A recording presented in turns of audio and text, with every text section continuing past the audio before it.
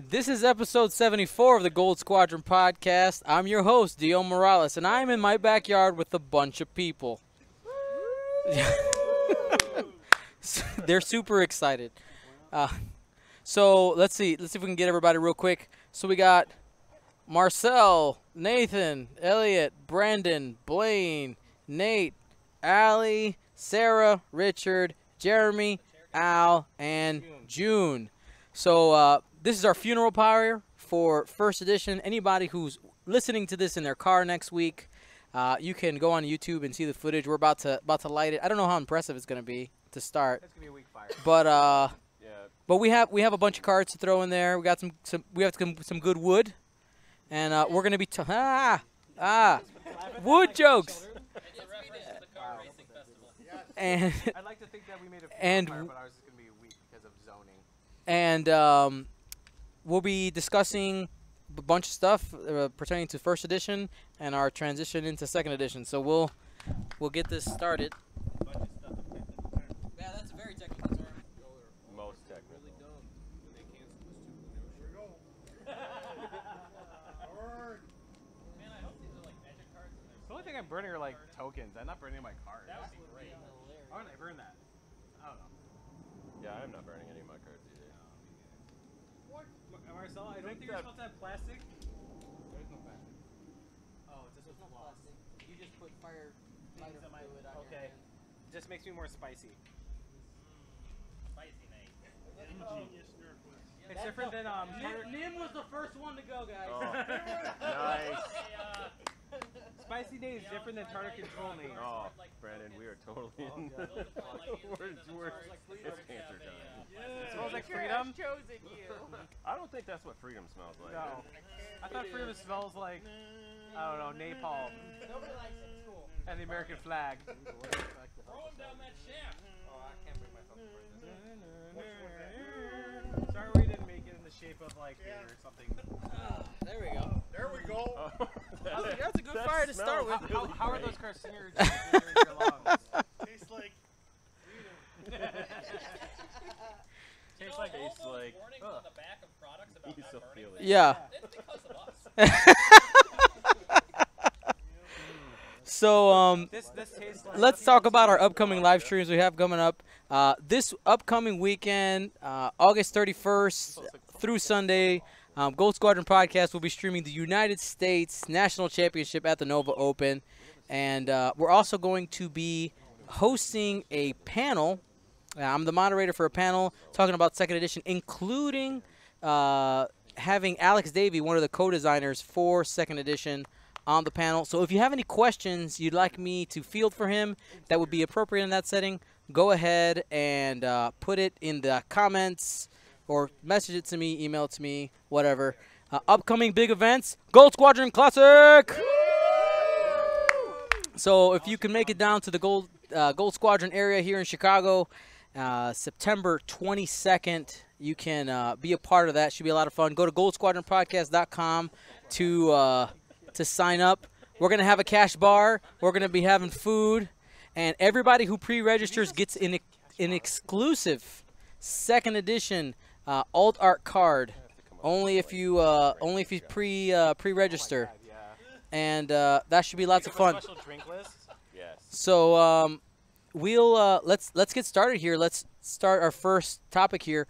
What got you into X-Wing? We have the mic right there. Blaine, you're first. Oh, I gotta go first. I mean, you're right by the mic, so we'll. You have the booming voice. Go for it, bud. All right, so I guess what got me into X-Wing is I'm originally from Minnesota, so I'm down here for school, and I've got some friends back home who started playing, I think either Wave 6 or Wave 7. And I watched them play for a while. It seemed like a really cool game. We're all pretty big into Star Wars, so watching them and then just wanting to be a part of it with my friends. So that's really what started things off. All right, pass it that way. Behind the chair. What? Well, I thought it was Armada at first. That's why I got into it. Honesty. And then I'm like, Love oh, it. small ships. Okay, I guess that's fun too. And that was it. Yeah. Keep it going.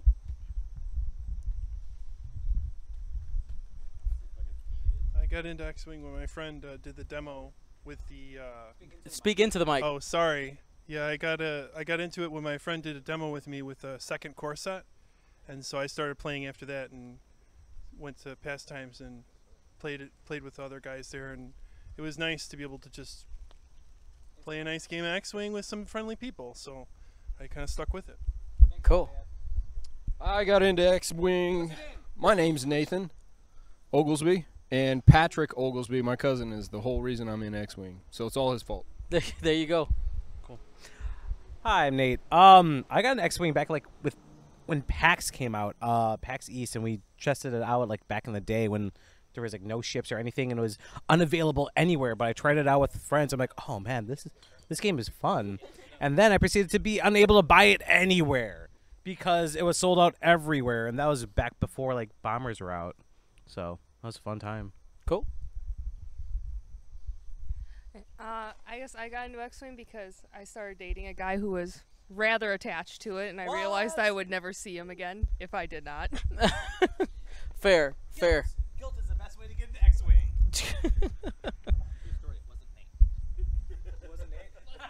Go ahead. My name is Sarah. Hi, Sarah. And I got into X-Wing as one of the first miniature games with my friend, and we just kind of chilled. My name is Richard, and I actually got into X-Wing because of my wife. She's the one that got me into this miniature game. Oh, what? That's gender swap roles. That's interesting. That's really cool. Hi, I'm Jeremy, and I got an X-Wing because I wanted to play Star Trek Attack Wing, but there was no one at Pastimes who played it, so I played X-Wing instead. Fair, totally fair. Al? I'm Al. I got into X-Wing during first System Open. That's how I got into X-Wing. There you go. Marcel, how'd you get into X-Wing? Coming over here. Does it reach? Just barely.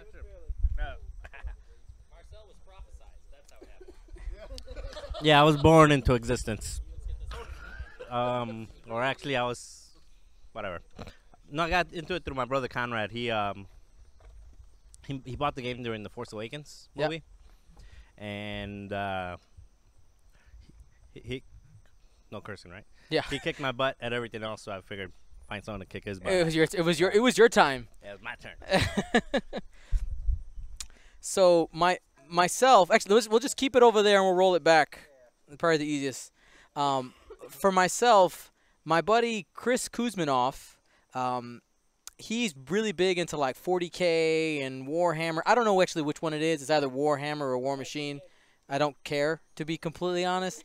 But so sure, but his thought was he wanted to like rope me into miniatures. It was like miniatures light, and then that would be in. But the problem is that I was addicted right away, and obviously I've never looked back. Now we got Gold Squadron podcast and all the stuff we're doing now, so I'm way too far in. Yeah, correct. So yeah, that's how I got in. Anybody who's watching live, feel free to answer the questions in the chat too. This is not just for us.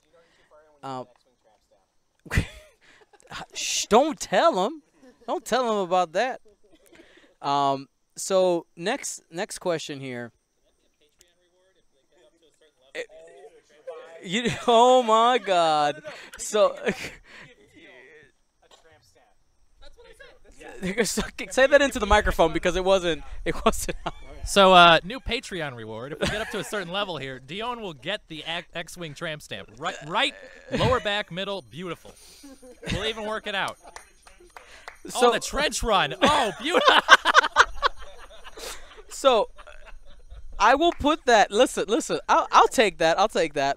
So here's the goal set up right now. So right now on Patreon, the next one is if we reach the goal, we're going to attempt to do an international event to stream. The one after that is actually to make this the full-time job. That's the goal after that. We'll go ahead and take the next one, the next highest step, and that'll be the X-Wing tramp step. Of course, that's the thing that's going to blow it up, right? Right. Right. That's how I become a professional podcaster. The Real Fun Bobby says, I found it on clearance at Target. Mistakes were made. Fair. Alrighty, so next thing is, what is your favorite memory from X-Wing First Edition? Favorite memory, whether it be a big tournament or just anything. All right, you have the mic. All right, so this was at regionals or store championships a few years back, and this was the first time I was playing the Snap Crackle Pop A-Wings, and my second opponent, he had no clue what was going on. I explained it to him, and I still don't think he had a clue, so he ponied a ghost right up front. Range 1 of all 5 A-Wings, like the second turn of the game. I snapshotted every A-Wing hit, got rid of the crack shots, and then we went into the actual shooting phase, and after turn 2, there was no more ghost. As there should be. Al? I guess my first one was, Indiana Regionals when I made second day. There you go. First time. There you go.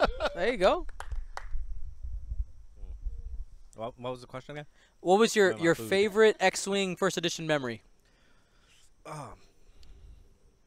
Well, it's got to be the Gen Con final match against Francois. Mm-hmm. It's a tie between that one and Worlds Round 9, beating Paul Heaver to go 8-1 and make the cut. Yeah. Because at that time Paul Heaver was three-time champion. Yep. So that was kind of that was probably even better than the Gen Con one, just because the whole beating on the Godfather. That was our first recorded match for Gold Squadron podcast ever. Yep. Was that one? Yeah. Yep. Where we had it up on YouTube. Sweet. You go ahead and pass it down. So here's Richard. Yeah, so mine also is with a couple A-Wings, except my target was a little bit bigger. It was a Raider. We brought 8 Snap A's, and she blew most of them away, not a big deal, but followed right behind it the rest of the game and just slowly killed it to death with 1 or 2 shots, couldn't get an arc. Oh yeah, she was ticked.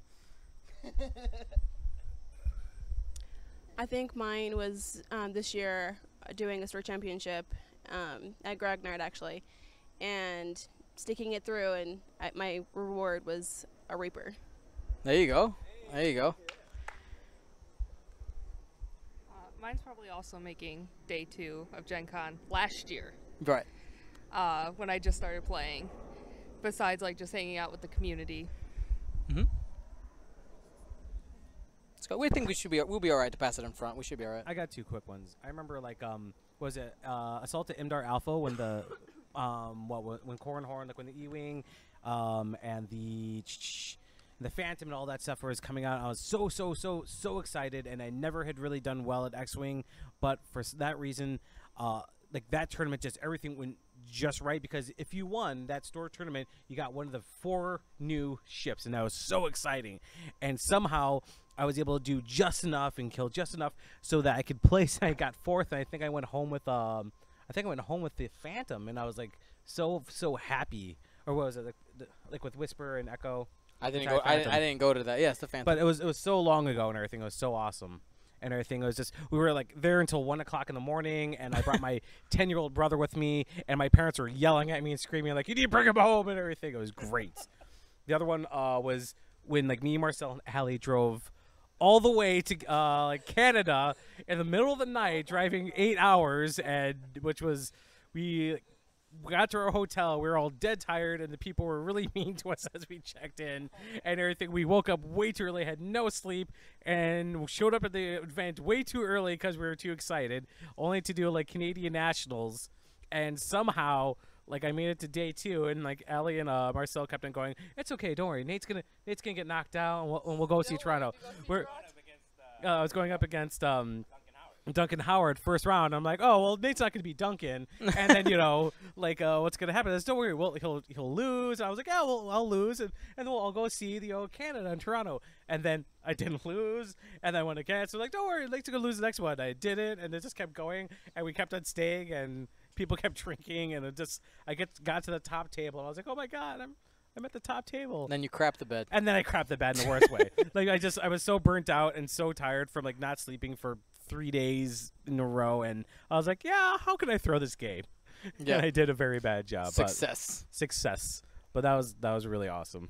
Thanks, Marcel. Still haven't Thank you, Marcel. All right, so this is Blaine. I've got actually 2 short ones. One was the first time I used 10 num with a Mangler cannon to get a major explosion direct hit on Sunterfell. Nice. Like, that was just, I remember that happened a couple times, but the first time was absolutely golden.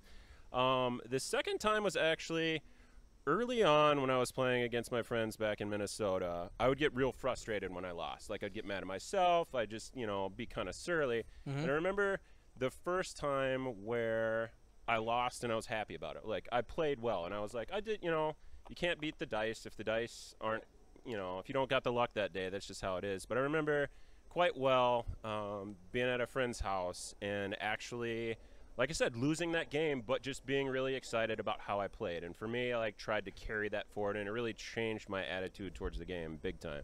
Nice. I have no idea. Like, I can't think of anything. You had the whole there's so thing. Many. I want to come up with something that wasn't just like I won something. Shit beer, yeah.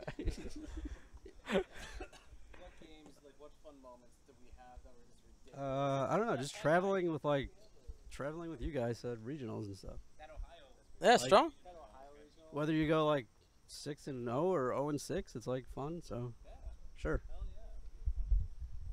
One of my favorite X-Wing moments was I was very early on when I was playing. I was at the league. We were at the store, Pastimes. I was playing against Al, and he was, I think he was flying double decimators, and he had one of his decimators. So here I am. I'm like a novice Imperial player, and Al is trying to bring me up to speed on things. But I'm just doing my own thing. But during that game, he had one of his decimators with Rebel Captive and Grant Moff Gerard. Yep. And so he gets a crit, and he's like, "Oh, I'm gonna throw the Rebel Captive out of the ship." I'm like, "You're throwing him out the airlock!" And we started laughing so hard in the middle of the store, and it just, it's like fun moments like that in X-Wing are really cool. So that's one of my favorite memories from X-Wing. I think my favorite memory is probably the first 5 or 6 months of coming to Pastimes with the squad and losing every game. Like straight six months of losing, and then breaking that with winning that Halloween tournament. Yeah, the ragu. Oh my God, that was amazing. And yeah, that's good memory. Just hold on to the mic because we'll just swing it back for the next question. So for myself, after playing a couple games, I was super excited. This was still very early on, and I was telling Chris, the guy who taught me how to play, I was like, man, I wish I could figure out how to get these guys turned around faster. I can't figure it out because I didn't realize that the K-turn was a K-turn that literally turns you 180 degrees. So just that moment where I just felt like, oh, that's what an arrow, basically doing a loop does. We laughed just super hard when the thing is that he had done K-turns in our games, right? And I just was like, oh, I guess that move's not on my spinny thing. Yeah, felt super stupid. That was great. I think we're ready to feed the fire. Let's get some more stuff in there.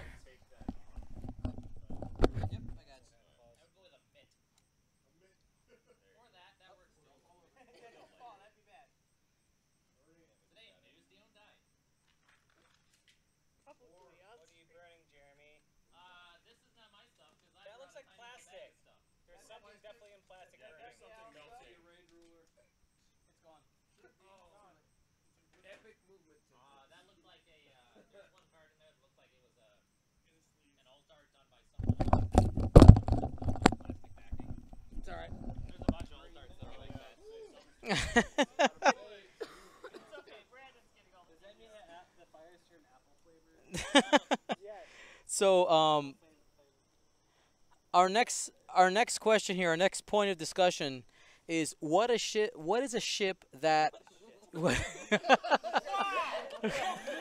right, broke rule number one. What is a ship that you believe never had its opportunity to shine in first edition, or that you personally never got to fly in first edition? It just never happened. Like either it was never in a list or you never wanted to fly it. Go. Well, I think it would have been nice to see the A-Wing at the top table at Worlds. Yeah. You know, no matter how many memes I made, they never fixed the TIE Punisher. And, you know, it never had its day. It just was too many points, even with unguided rockets and lightweight frame and trajectory simulator. Without all, you know, you put all that stuff on it, still just crap. So hopefully in 2.0 we'll see the rise of the Punisher. What never had its day? The First Order shuttle, the Batman-looking thing. Yeah, the Upsilon. Yeah, I think it's just crap. It's too expensive to do anything. Yeah. Along those lines, I never flew the U-Wing. I think I flew against one or two, maybe. So I don't think that ship ever had its due from get-go. I mean, it had great upgrade cards in that box, but the ship itself, definitely not. It was the expertise expansion. One thing that actually beat my butt, like in the first tournament I ever went to, it was a doubles tournament, and everything was the Outer Rim Smuggler, which like to me is still like the worst ship ever created, and I don't think it ever actually did anything except for that doubles tournament where they had 2 Falcons and 2 Outer Rim Smugglers that they threw at us, and I was like, oh my god, this is overpowered. All the turrets. All the turrets, all the time. I'm also with Blaine. I never flew the U-Wing, and every time I flew against it, which was a couple more times than you probably did, it did not last long. You flew it against it in multiples in Wisconsin, right? I know. The 4 U-Wings. Yeah. 4 U-Wings, best squad ever. I flew it and got 7th. I don't want to hear it. He was. U-Wings, man. Beautiful, most beautiful ship. What, like Derek U-Wing? Go ahead. Go ahead. All right, so mine was basically, because I only played the Empire, was the Silencer. I played it myself in one list, but that was really it. Never saw it. That hurts my heart at all. That hurts my heart. The Silencer. For me, it was never really the U-Wing, because I've actually flown 4 and did all right with them. But no, for me, it was actually the bomber, the BSF bomber. You don't see it enough on the table, I think. Besides, I think late it kind of jumped up a little bit, but not enough really. Crimson Specialists or whatever his name is. I've only flown it about 4 or 5 times, and I just couldn't get it. Mm-hmm. So I think a ship that was around from the time I started years and years ago, but never really saw get any use, was the Slave 1. Like, I saw people play it occasionally, but I felt like it never was like a tier 1 or even a tier 2 ship. It was always kind of like, oh, hey, someone's playing the Slave 1. That's kind of gimmicky, or right. Yeah, someone did it, but no one ever like really seriously played it. Even ships I really like the A-Wing or the Star Viper that maybe didn't get a lot of play, right. They still, both of them kind of maybe had their day at one point. But the Slave 1, I don't think it ever came. Agreed. So I would have to say the Upsilon shuttle. Okay. You'd never see it on a table. People thought that you could put Palpatine on it, but it's too many points. Yep. So probably the Jump Master. The Jump Master. God, vaya de carajo. No, I'd say, well, that's going to be 2.0, right? You're right, it's 2.0. Foreshadowing. No, the Quad Jumper. I think the Quad Jumper had a lot of nice toys. I put it on the table. Every time I put it on the table, I had fun with it, but was never able to put it on the table anywhere real competitive. And I don't think anybody really did ever. Yeah. So that was a nice little ship that had a nice little reverse, and nobody really did anything with it. Agreed. Here in the chat, Kano Smash says, I remember beating Dion with 3 A-Wings and New Han at Gen Con a few years ago. I remember that game. It was a great game. Love you, Dion. For myself, I never got to put the crap. What's that ship called? The Kimogila. I know that it was really good, but I never personally got to put it on the table. But we did talk about things that didn't get his day. The Punisher for sure. I think it's probably the biggest offense. I think out of all of them. The G1A. But people still tried with the G1A. I think most people just like straight looked at the Punisher and went, "Nah, I'm good." Except for Elliot. Even Elliot never gave up. Yeah, exactly. It has been vindicated for sure.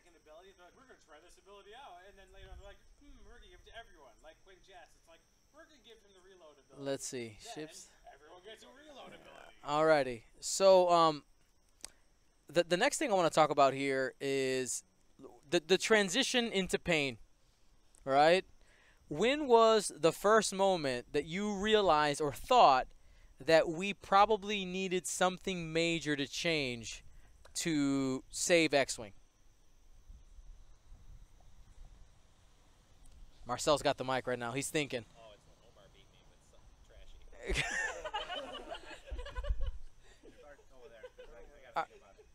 All right. Well, we can't pass the cable over the fire. So, first time I believe was the "I'll bomb you no matter where you are" Miranda. Yeah. Okay.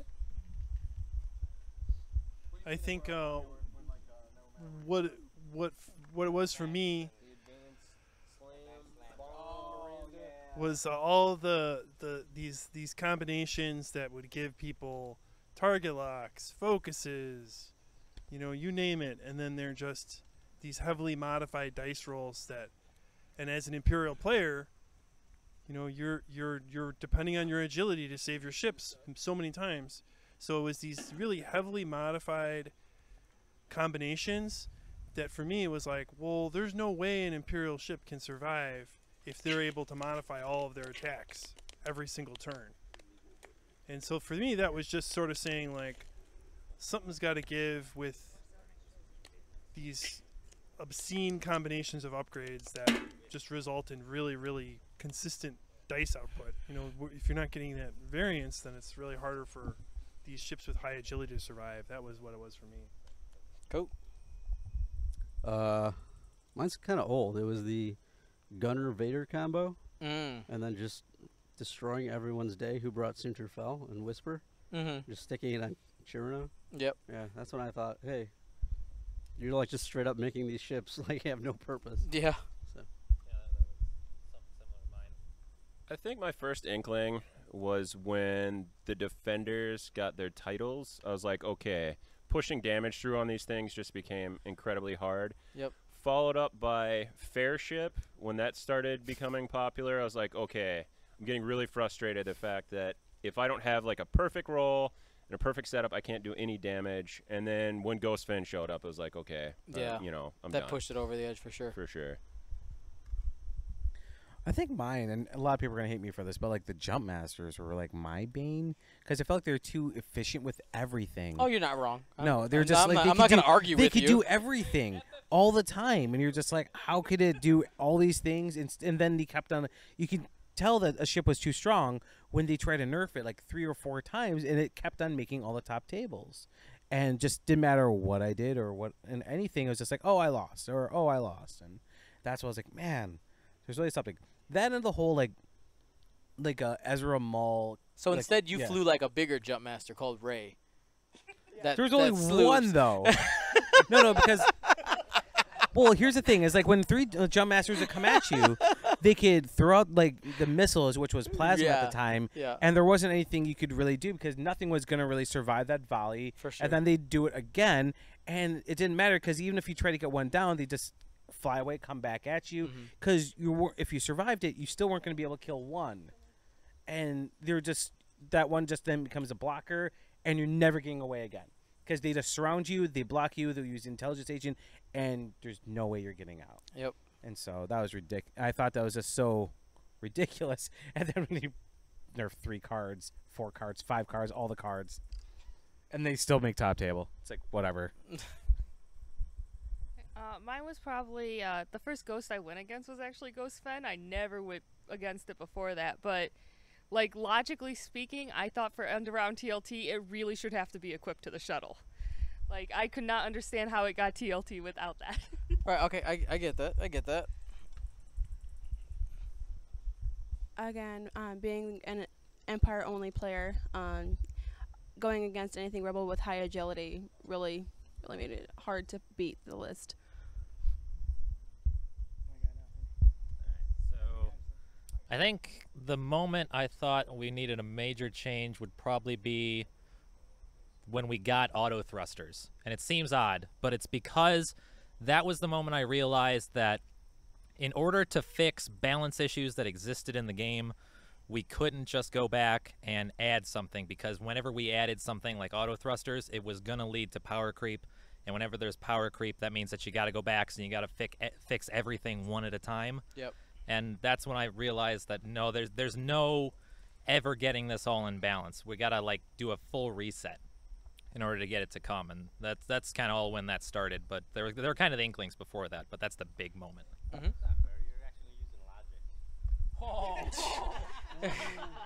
It could be emotional or logical. It's fine. I would have to say the combination between a TLT and a harpoon. Like Nim Miranda? Nim Miranda. Yeah. That, or when first TLT came out, it was consistent damage. Yep. And you couldn't do nothing about it. Yep. Do you guys remember at first the people who were saying that TLT was fair because like it only does 1 damage each time? It's only 1 damage. Do you remember? Like, that's really good. Yeah. In all fairness, some of the best TLT carriers weren't out yet. True. True. Well, what did TLT come out with? It came out with The K-Wing. The K-Wing. Yeah. Yeah. The only thing that really had TLT was the K-Wing and maybe and the Y-Wing. And so Can- people were like, okay. And then people saw 4 Y-Wings with TLT, and you're like, oh, it's consistent. It's ouch, and like didn't take a lot to do. So. Go ahead. No, I was just saying, can they hear when we're talking back and forth? I'm turning up the volume on. Oh, so they can hear? Yeah. All right, cool. So I'll go like this. It'll be a little low, but go ahead, Marcel. It's your turn. Yeah, I think for me the one that it was actually a game that I won, but I shouldn't have. It was when I was flying quick draw backdraft in Ryad at the Ohio Regional, and I flew against the 3 K-Wing bomb droppers. Ah. And just yeah. leading up to that, I was like, this is an auto loss. And even finding a way to win it, it was just no fun whatsoever. It was basically being scared the whole time of, no matter where I end up, I'm gonna get bombed. Yep. And I just got lucky that I kept on rolling blanks on my on my self bomb when he kept on putting bombs on me. Yeah. I kept on getting no damage on it. Otherwise, but yeah, that was bad. Yeah. So for myself I remember having a range 1 shot into an Inquisitor. I got 4 hits. I was like, I'm definitely doing damage. He goes, focus, evade, Palpatine, take no damage. It's like, but I had to work so hard to get those 4 hits. I remember the first time that happened was like, man, and it happened a few other times in that game. And I remember just like, there was that time like when Palpatine had his peak, when like the defenders were big and stuff like that, where it was just really hard to get damage into these super high agility, really consistent, like be able to throw all blanks, and at range 3 being able to for sure dodge 3 hits, just like no matter what, with Palpatine, evade, and auto thrusters. Like that was the first time being like, oh, something's wrong. Which then, like Jeremy was talking about, led into the creep of, well, now we need, things that hit even harder to get past the auto thrusters. And like, oh, now we need things that can defend against these things we raise the power level of then. Yeah. Yeah, TIE fighters were just TIE fighters were gone. Wasn't that the original issue though? Was that the balancing of the TIE fighters? I remember them saying like, because TIE fighters are too inexpensive with 12 points, they're constantly trying to balance because they had to always like fight against a TIE fighter, which is funny because after a while, the TIE fighter became almost obsolete. Well, because they power creeped it. They took the TIE fighter as the basis, and then because it was just so cheap and it was so easy to get so many guns on the board, that they had to make it easy to kill the TIE fighters. Technically, yeah. That's when it all kind of like starts to spiral. Right. All right. So our next question here. Our next next question here is, now we know that for sure we're getting second edition. Like it's happening. We have a lot of the stuff already. We have we've been playing second edition at pastimes. We recorded a bunch of games. We're going to be doing that this week as well. We're flying a bunch of different lists to try to figure out what's good. Now, the question is, what are you looking forward to in second edition? Not necessarily ships, but maybe things that are different in the tournament structure, abilities. I mean, just something that is something that's different. Different? Yeah, that you're looking forward to.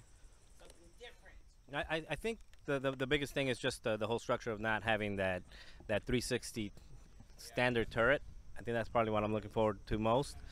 But also something that I'm looking forward to is hold on, we're gonna get back and what happened? We're gonna reburn. Yeah. Reburn. Use the wood to spread around the cards that are already in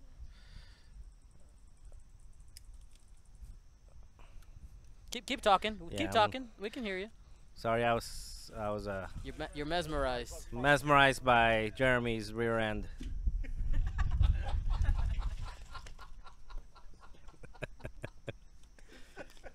Hey. It's good. Oh yeah. Good choice. Good choice. All right. Anyway, so I think the whole no 360 turret. Yep. All the way around every turn is good, and something that I'm looking forward to is finding a way to make the triple jumps version 3.0. So we'll get it. Keep passing the mic down. That was stupid. I got nothing real quick. All right, so excited. I'd have to probably be for to get less squad building, less about hopefully. This is hopefully because we don't know yet. Right. Hopefully, less about just conforming to whatever the current meta is, and more about just being able to take just about any ship you really want to play out. And as long as you can put that ship in an ideal location on the board, being able to do well in the game. Because in 1.0 it got to the point where you could fly an A-wing or anything else like that perfectly, and you were still going to lose. Mm-hmm. And it's my hope that between the bullseye arcs, the changes to the way actions work, and everything else, that maneuvering itself is going to be way more important. Cool. Plus, I'm good at that. I agree, my friend. I'm a big Epic player, and actually, I'm really I'm really curious as to how second edition is going to affect that, and what changes that they're even going to make to Epic ships when that eventually comes out, hopefully. Cool.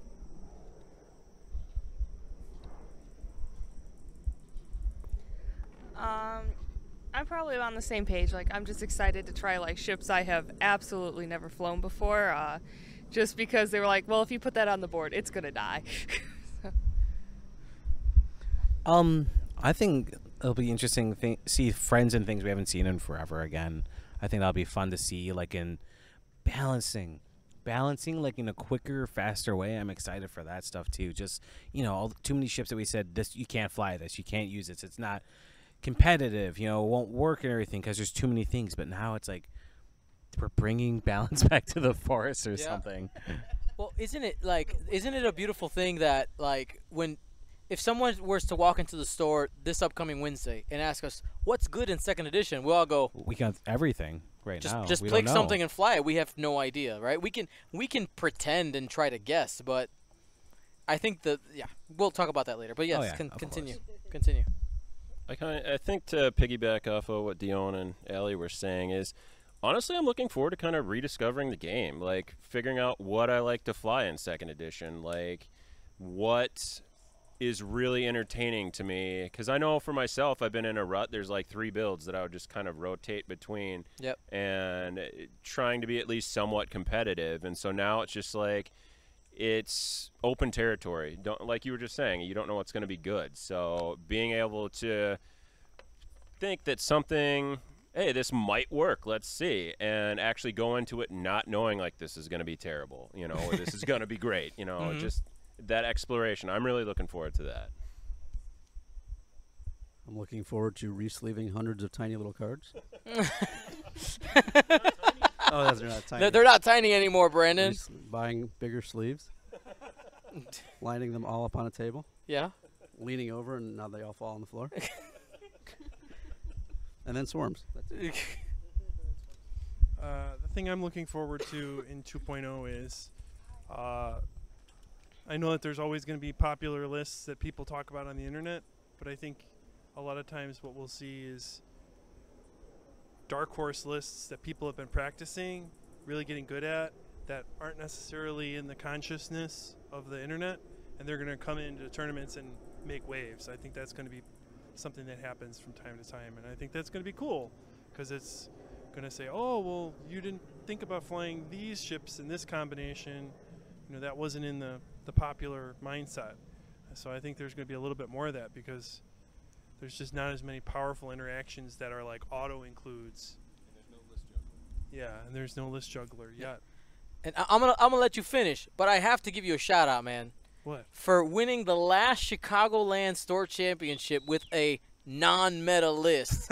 Elliot takes out Ghost Fen in the final with 5 bombers with unguided rockets and lightweight frame. Let's give him a round of applause. Hell yeah, man. It was Hell down to the last, literally the last dice roll decided the match. So it was not an easy thing. So, but yeah. Doesn't that make Elliot the meta I'm looking forward to half points on all ships. Yep. I think that's huge. That's the biggest game changer out there. Stole my answer. You're not going to be able to run away with a 100-point ace or a 50-point ace. You know, it really brings the generics back. Oh yeah. So. Well, let's stick on that point here real quick because one thing that I really realized this week, like we started theorizing in our group chat that probably more ships are better than more upgrades. Like that is probably the way to go. And it was really evident when I was flying like a 3-ship list, and you realize that it's really easy now for all those to go down into half, right? If you start having more ships now, it's going to take if your opponent has less ships than you do, it's going to take them more time to get them to half points. Thus, our overall meta, if you're talking about like point fortresses, might actually shift to wanting to have 4 to 6 to 7 ship builds because it just takes more time now to take those half points away.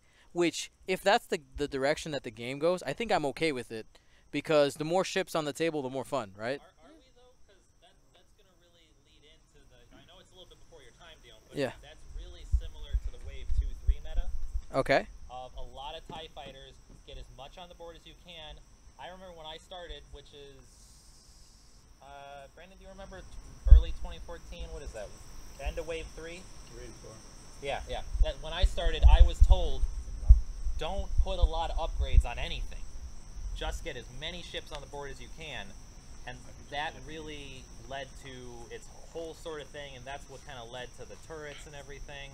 So it's kind of a steep slope. So we don't necessarily want to see just lots of ships being dominant.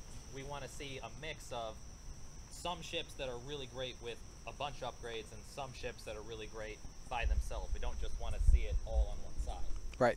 And I think that's where the adjustable points come in, right? Yeah. Because if FFG is noticing that like 0 upgrades are being played, let's over exaggerate, right? 0 upgrades are being played, all upgrade prices are going down, right? So that'll be interesting. So last question to go around the horn here. What is a ship or maybe an archetype that you are looking forward to flying in 2nd edition? I'm going to tell you right now, I'm super excited about flying 5 or 6 TIE bombers in a list. Because, flying it in 1.0 was like you're trying to wrestle a pig with those TIE bombers, with the 3 hards being their only white turn. In 2.0, the TIE bombers have a 2 hard that's white. And I know that barrage rockets aren't the same as unguided rockets, and I know that there's no lightweight frame, so there's a disadvantage there.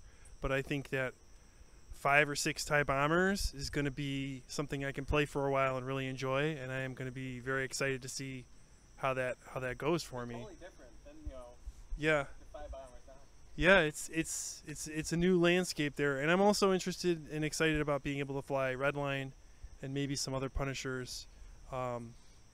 I've flown a couple games with Redline in it, and whew, maybe I'm excited. Maybe like a Punisher bomber. That's mix what I got. list, yeah, right? That's what I got going on right now. I guess interceptors, TIE interceptors. is what I came into the game flying. They're the most fragile of all the aces. Poor little 3 hull upgrade or hull points, but yeah, I don't know. You're probably going to be wanting to buy some hull upgrades and shield upgrades for those things, most likely. No, I got to keep it simple. Stealth only, or no balls. Stealth or no ball. All in the dice, baby. I'm probably one of the only people here that hasn't had a chance to play a 2.0 game yet. But honestly, I'm really excited to fly Luke Skywalker. Like, growing up, I absolutely loved Luke and Han, but I absolutely loved Luke. And the fact that in the game, he was effectively terrible in 1.0. I'm excited to actually be able to play one of my childhood heroes and have it actually be functionally good in the game. So honestly, that's one of the things I'm looking forward to. Yeah. I tried a couple of 2.0 games and I usually just got rocked. And like I tried to play like the 3 aces and I was like, I'm not liking this. And then I played against Nathan and I'm like, wait, Nathan, he's got the Gold Squadron Special Mark II. And as I'm watching him play, I'm like, that's what I would do. That's what I would do. I'm like, why am I even playing this? His list feels like home again. And I'm excited to try to go back home and try out Gold Squadron Mark II. That's going to be great. Nathaniel. Yes. We're home. We're home again. We're home.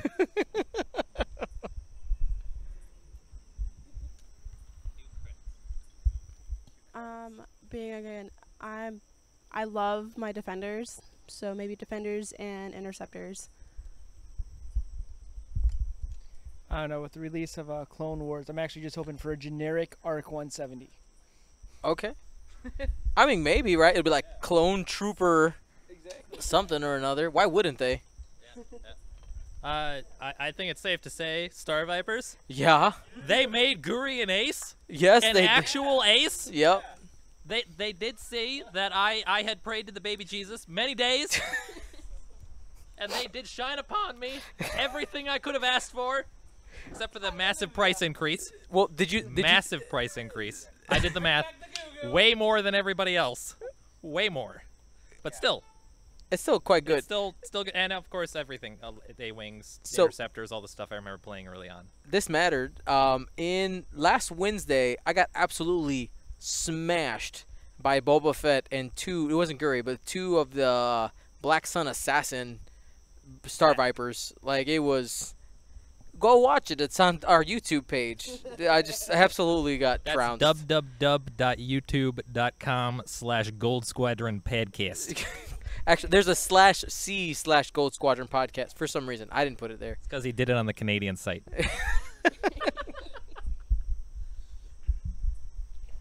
I would have to say Vader. Okay. Because he's the most iconic ship in Star Wars, and it'll be great to see him on board again.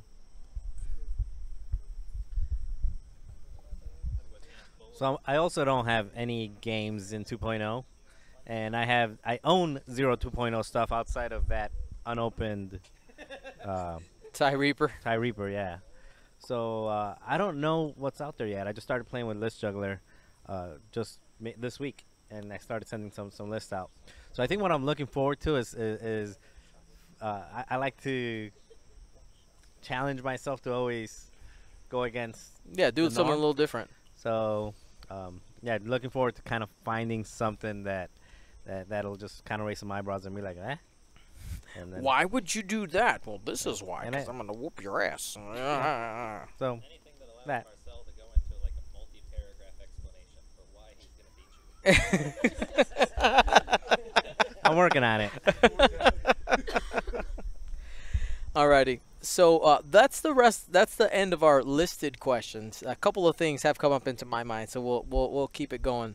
So let's talk about a couple of hot button issues that have come up, even in the short lifespan. I mean, technically, second edition isn't even out yet, but some things that we know are happening and are coming. Just real quick, we'll do like thumbs up, thumbs down. Clone Wars is coming, right? We're gonna have the Grand Republic and the Separatists. Yay or nay? Happy about it? Sad about it? Naboo fighters. Okay. It's a cool trick. Do a barrel roll, right? I'm in. I'm in. I'm in. They can have one day. Tri-fighters coming out. Tri-fighter, yeah, that'll be a thing. That'll be a thing. There's some really cool. Yeah, but these are old ships. Yeah. They shouldn't be as good. No, you're right.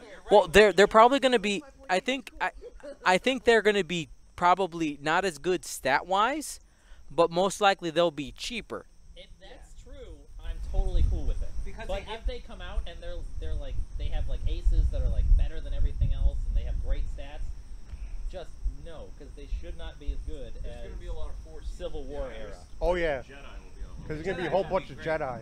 No, because the old. If, yeah, if they have like kind of weaker ships but more powerful kind of abilities because they're Jedi, that's totally fine too. Yeah.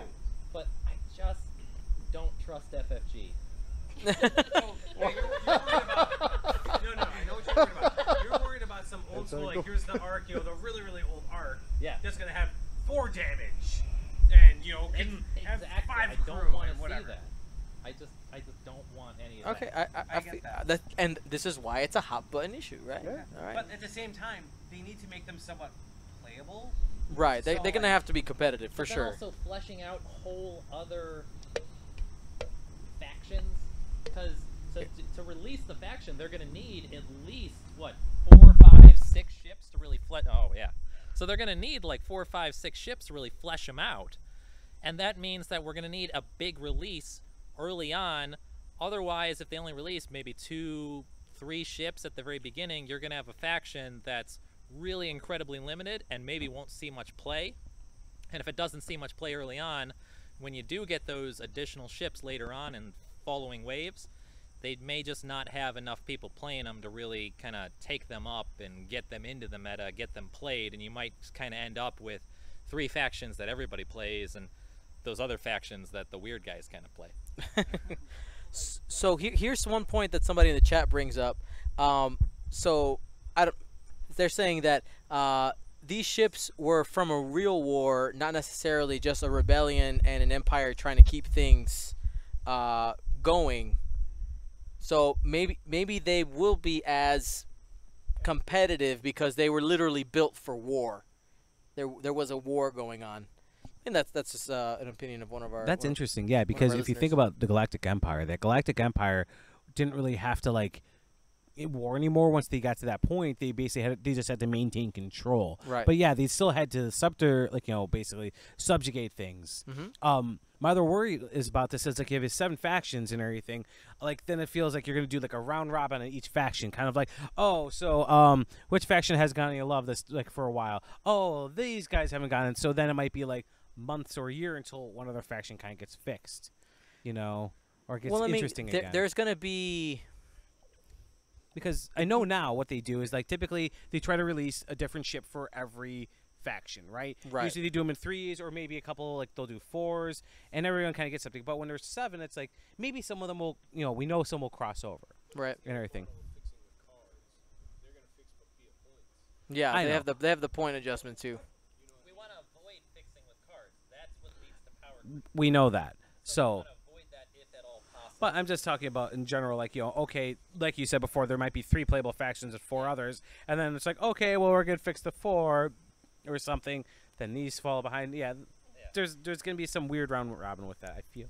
Excuse me. Well, we'll see. I mean, yes, there's going to be 7 factions. It's uncharted territory for us as X-wing players, but I know that there are other games that have tons of factions that.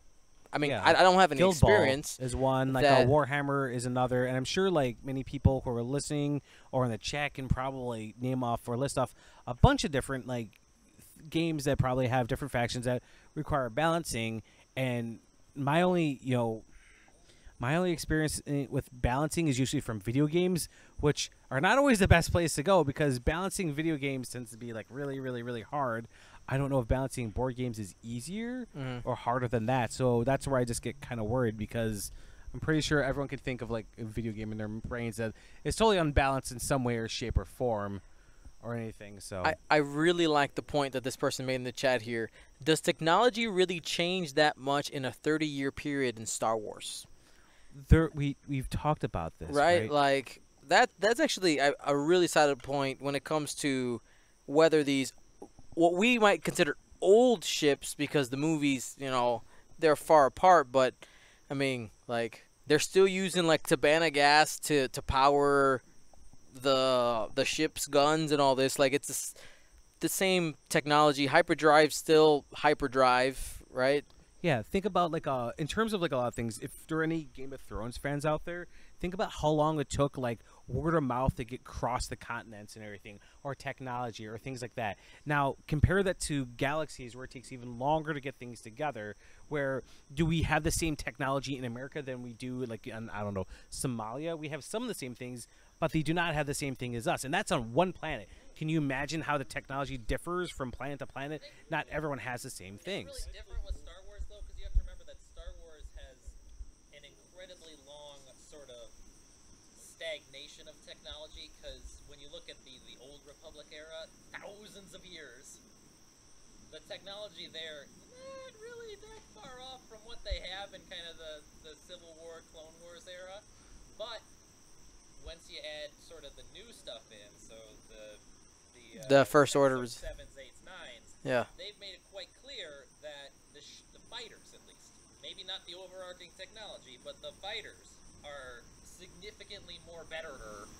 Better is a word. All right. Than what? Because the T-70 X-wing is like the bestest thing in the whole world. It's as fast as an A-wing. It hits harder than a Y-wing. It's got more shields than a Star Destroyer. But at the end of the day, it's spaceships shooting lasers against spaceships shooting lasers. It's true. We're not going from like World War I biplanes to the F-35 or anything. Yeah, that's very true. Actually, it's all interesting you mentioned that. One of the games that uses the same system as X-Wing is a World War I biplane game. Boom. I played it. Wings of War? No. No, that's not it. No. Wings of Glory, something like that. That's the one Flames of War is the World War II tank one. All right. So next thumbs up, thumbs down. Last week, was it last week? Week before last? FFG announced that Worlds is now going to be invite only. Invite only.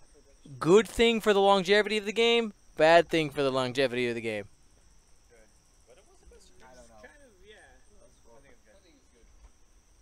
I also think it's good. Any Marcel, you want to go? Marcel wants to spit some game in the mic.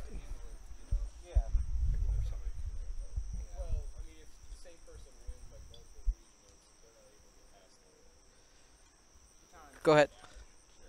Yeah, I think there's gonna be a lot of it's gonna be a big adjustment period, right? There's gonna be a lot of hate for different reasons, like, oh, I live in in the middle of Montana and we don't have that many regionals or that many opportunities to get that by, or to your point, Nathan, maybe the same 3 people in a region are getting all of it, so there's only 3 or 4 new people getting added to that invitation list. But at the end of the day, if you're looking at the last few Worlds and at how popular X-Wing as a game is becoming, when you had the best players basically waiting for an opportunity on a lottery or to click a button fast enough, it doesn't really feel like Worlds anymore.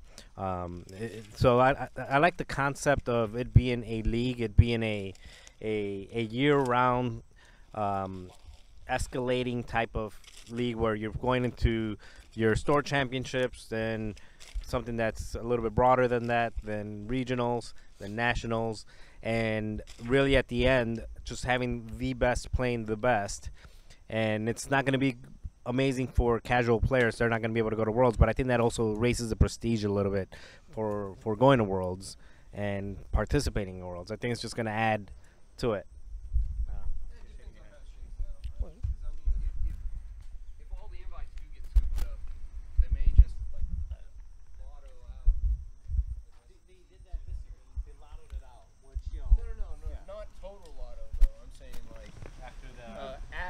Everybody's won their invite. Yeah. Say there's 50 seats left. Why not pack a full house, right? Yeah, I personally Lotto out would the rather last see 50 like a seats. combination, like you get the invite, but Yeah, then fine, let 'em get wrecked. I mean, you but can they get the still invite go. by winning, but then like they also lotto out some things because a lot of people just enjoy going to meet people and have fun and get to hang out with all these people you don't see because they live in California or, you know, South Carolina. System opens, you've got regionals, you've got nationals, you've got Gen Con. There's opportunities for that. And Worlds, I think, doing it this way gives it a little bit of prestige, and it makes sure that people that have performed the best through that, not even the best players, because the best players maybe didn't play in enough tournaments, but it's the best people that year that are going to be going and getting the guaranteed spot. I get like both sides to this because as someone like I placed in 5 different regionals in the top cut and everything, and I didn't get an invite and everything. I couldn't get anything. But then there are people that like, not in the system opens in the regionals. I don't think I placed in any system open, but it was kind of frustrating being like, oh, well, I know a lot of these people who don't even play competitively that get into all these things, and you're like, well, that's unfair to me because here I am busting my butt like at all these things and everything, and I can't get in. But like, what was nice is that they did do that lottery at the end, which got me in. So on that front, I totally understand. I'm like, oh yeah, you know, people who play should get in. But at the same time, when I was there, it was so great just to see everyone. Like everyone was there, and like the community was so cool. And that was the fun part about being at Worlds, was having all these people from everywhere and everything together. And then if we do this kind of system, that means not everyone's going to be able to get in. So it's like, well, it's that weird thing. We could be all inclusive or start to be exclusive. Maybe it's just becoming too big. Maybe it's just a change of mindset, right? Yeah. Because Worlds has essentially the last few years has been like, a lot of times the recommendation was like, hey, if you could only go to one travel event, try to go to Worlds because that's where the most people go, right? But I'm saying that was a very popular opinion. I think what needs to happen now is the mindset needs to change. There are a lot of community-run events that could become this hub for, you know, joining the community together. Also, I think the System Open Series is a really strong opportunity to become major events that are travel worthy. But I do agree that I think for the competitive nature of the game, it had to happen because it is getting really big. Jeremy, you had Blaine, you had something to say. You grabbed the mic. Oh, I just had the mic handed to me. But no, I would honestly agree with that. And as someone who probably would never receive an invite in all likelihood unless my schedule allows me to play a lot more than I get to, I agree with what Marcel was saying about the level, like make it a prestige thing. Make it where it really feels like, okay, these are the top tier people in the world, and the world champion is the world champion. And having to really earn it throughout the year instead of just in one tournament. I like that idea a lot. I think there's something just kind of cool about that. I wouldn't mind seeing some sort of league develop, like a way to keep points for major events, stuff like that. I think that would be a pretty interesting way to go about it. Juggler kind of was doing that. A little bit. They were kind of like matching like all the things that you did and everything. Sure. At least like somewhere in the world. So. Sure. And I mean that may be really complicated to get going, but I think long term that might be healthy. Well, so there are games that do that, right? Magic. You could Magic probably speak to that, Jeremy. Yeah. Let's get him the mic because I know that he was really involved in that community for a while. Yeah. Well, I still am, but not to the same degree. But it's more about So from what I've seen, I've never been to Worlds, but I've seen all of you guys go to Worlds for a few years now. And what I see from Worlds and what I see coming out of Worlds is that it's very much a sort of a gathering of X-Wing players who all enjoy the game, love learning everything about it, playing it, watching other people playing it. And there just happens to be a tournament that goes on at the same time. And really, some of the best players are going to be in it, but kind of if you really want to show up, you could definitely play. And while that's all well and great, that's good for kind of starting out. When the game's getting going, it doesn't have a huge actual competitive scene. Once you get into a competitive scene, you really need to restrict who can get into that top level of play. And make it so that anyone could get into that level, but they need to work to get into it. From a Magic standpoint, that's why we have the PPTQs, the Pro Tour qualifiers, everything to get in the points culmination. You have to reach a certain number of points in various tournaments in order to get into the Pro Tour. Okay. And it's something that X-Wing itself really needs to do, because it shouldn't be up to a lottery system for someone who has competed at a very high level to get into Worlds. Mm-hmm. If they've put in the time to go to multiple tournaments, do relatively well, maybe not top in all of them, but maybe second, third, top group, top 4, top 8, whatever. Get into that upper level. They're the people who should be competing at Worlds. Other people can definitely still go, maybe even side events at Worlds, but to really foster a truly competitive group, you need to have a barrier to entry. And it seems kind of mean to people who have gone before, or maybe just aren't interested in having to travel a whole lot. But when you're talking about taking the game up a level, that's something that you really need to introduce. Mm-hmm. Well, I know, like, FFG is making the effort to create these more casual events with, like, the wave kits and the quick build kits. So I think their solution for the more casual player having events to go to, I think that's what I think was bred out of that, which we'll be seeing at Pastimes here pretty soon. And of course we'll stream all those events and stuff. That should be fun. But yeah, I mean, we have a lot to look forward to, guys. I'm super excited to explore second edition with all you guys, and see what's going to be good, what's going to be bad. I think the biggest thing for me that I'm excited as an X-Wing player is that I feel that the skill level for us in order to be successful will have to go up, because there are not as many easy tools to use. So one thing I experimented, and I'll call myself out, I flew the Scum Falcon the last 2 weekends just to get a feel for that bow tie arc. And I realized really how limited I was if I wanted to keep a shot and have modifications on that shot. Like, it really made a big difference, and it had to dictate and kind of what's the word? I had to show my hand essentially where I was going to go if I was going to want actions, and then be punished for going there. So just being able to raise our level as a group and as a community, I'm super excited about that. Any closing words before I close it out, guys? Anything? Let's all do our best to push forward. Let's all do our best to push forward. Like, try to make sure that we keep this community what it is. It's going to be a great level learning experience for all of us, and we should all just go back to the fact that back to the basics, back to enjoying the thing that we all kind of came to. Yeah, absolutely. Yeah. So if you caught that, just getting back to basics, and remember that even if there's all the positive, negative things that you might be happy or sad about, we all love X-Wing, so we're gonna keep doing that. So what have you done with those plans? Coming up events, we have this upcoming weekend, the Nova Open, the final first edition event, streamed by Gold Squadron Podcast. We'll see you starting on Friday for that. That's August 31st. Registration for the Minot Open is open. That's November 3rd, 2018. Sign up before September 15th to get all their goodies. Gold Squadron Classic! Woo! Happens September 22nd.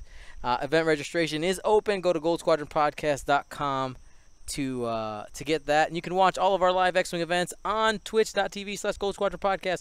Remember to renew that Twitch Prime button every 30 days. Jeremy has a calendar update on his phone for every 30 days. Oh, look, he noticed he forgot to click it. He used to. You can watch all of our X-Wing videos and replays of our streams on our YouTube channel. Don't forget to hit that subscribe button. And lastly, and most importantly, if you enjoy the show, all the content we bring, go to patreon.com/Gold Squadron. Thank you to everybody who's taken the time to do that. My name's Dion, and for Marcel, Al, Jeremy, Rich, Sarah, Allie, Nate, Blaine, Brandon, Elliot, and Nathan, my name's Dion Morales. Gold Squadron! All right. We're going to keep the video going, but that's the end of the podcast. All right, we're done.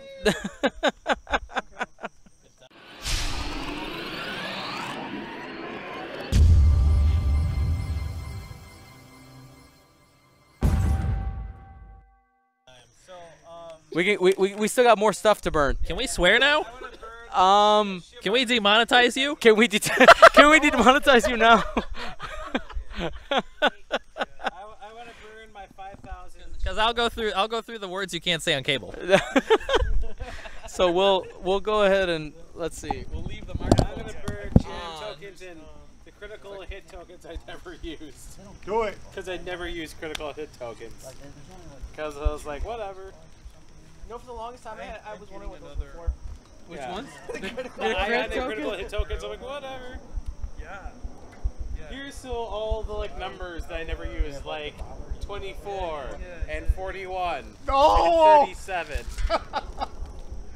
I will. 59. Here's to all the people who stole my target locks, and so that's why I only have one blue A, and I don't have a red A, and it killed my OCD like you wouldn't believe. Because I don't have Can I burn all the shields that people never let me keep? Correct. Thank you, people, for stealing my stuff. You're welcome.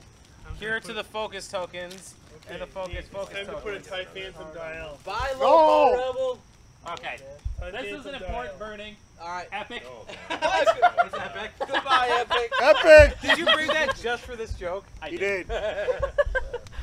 Careful, hot grate here. So all these stress tokens, which is not enough to put on my old French enslaver, who just took all the stress. Manaroo!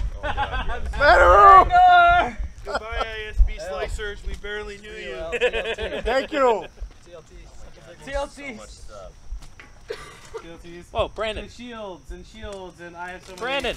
shields. You gotta. This is a 1.0 damage card. Whoa, an original damage deck? This guy. What kind of fun can I make about the critical tokens? Cutlass Squadron pilot, you never had your day. No. So the most hilarious moment is going to be in like 20 years when this game is like super popular and y'all burnt all the stuff that's worth money. Wow. Somebody asked to burn the FAQ.